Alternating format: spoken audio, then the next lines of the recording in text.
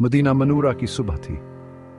सूरज की नरम रोशनी गंबद खजरा पर झलक रही थी और फजा में ईमान की खुशबू थी। इसी सरजमीन से वो मुजाहिद उठे जिन्होंने दुनिया के कोने कोने तक इस्लाम का पैगाम पहुंचाया। इन्हीं के काफिले में एक ऐसा नाम आने वाला था जो तारीख में हमेशा सुनहरी हरूफ से लिखा जाएगा, मोहम्मद बिन कासिम।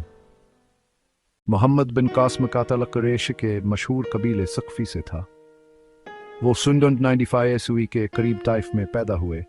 उनके वालिद कासिम बनी यूसुफ़ा एक बहादुर और दीनदार शख्स थे और उनके चचा हजाज बनी यूसुफ तक़फ़िया सोक़त के मशहूर गवर्नर थे। अगरचे हजाज के बारे में तारीख में मुख्तलिफ राय पाई जाती है, मगर यह हकीकत सब मानते हैं कि वो हंज़ मौज़बत, अदल और जंगी हुकमत अमली में बेमिसाल था। मोहम्मद बिन कासिम बचपन ही से ज़हीन, नडर और दीनदार थे।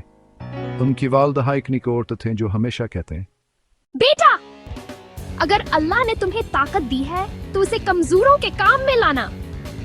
दुनिया के बादशाह बदल जाते हैं मगर इंसाफ करने वाले का नाम नहीं मुड़ता। ये अल्फाज मोहम्मद बिन कासिम के दिल में उतर गए।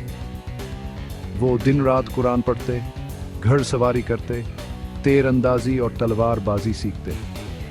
सिर्फ 17 बरस की उम्र में वो अपने जमाने के बेहतरीन सिपाहियों में शुमार होने लगे।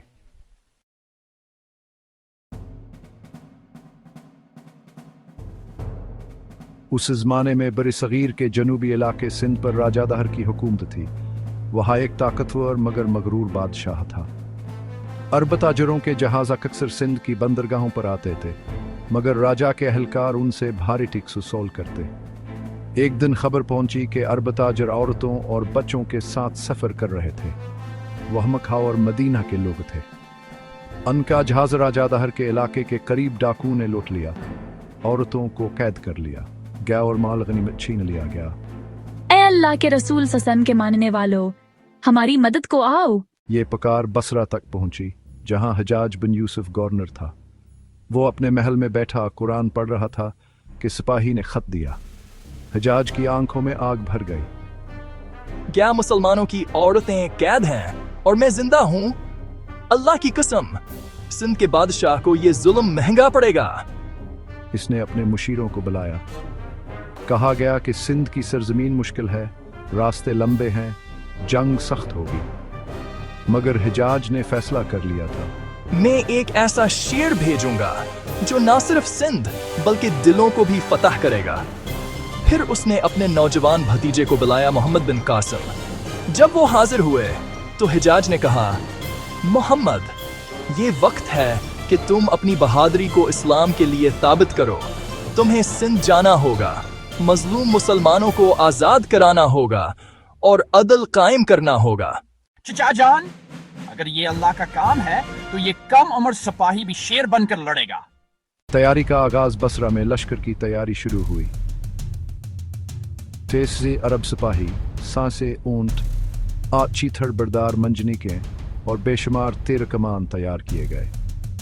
मंजनीकों में सबसे बड़ी मंजनीक का नाम अलरूस रखा गया, दिलहन, क्योंकि वो दुश्मन के कलों को ऐसे तोड़ती थी जैसे एक तेज झुमका दरवाजा खोल देता है।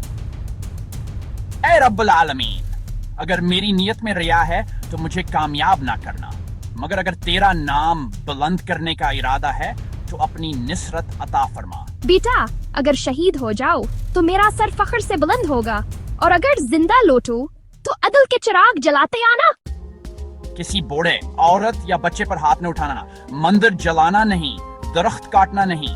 हम फतह के लिए नहीं, हिदायत के लिए आए हैं। ये अल्फाज लश्कर में ईमान की लहर दौड़ा देते। वो रात को इबादत करते और दिन को जहाद की तैयारी। जब लश्कर दैबल, मौजूदा कराची के करीब पहुंचा तो वहां राजा दाहिर की फौज मौजूद थी। समंदर के किनारे फसील बंद कला खड़ा था, जिसके ऊपर बतों की घंटियां बजती रहती थी। हम पहला हमला नहीं करेंगे, दावत इस्लाम पेश करेंगे। अगर वो इंसाफ कबूल कर लें तो अमन कायम होगा, वरना तलवार।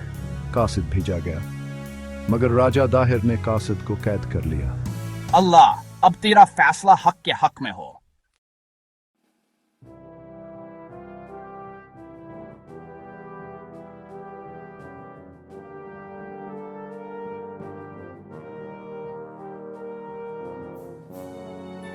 वो जानता था कि कल सूरज एक नई तारीख लेगा।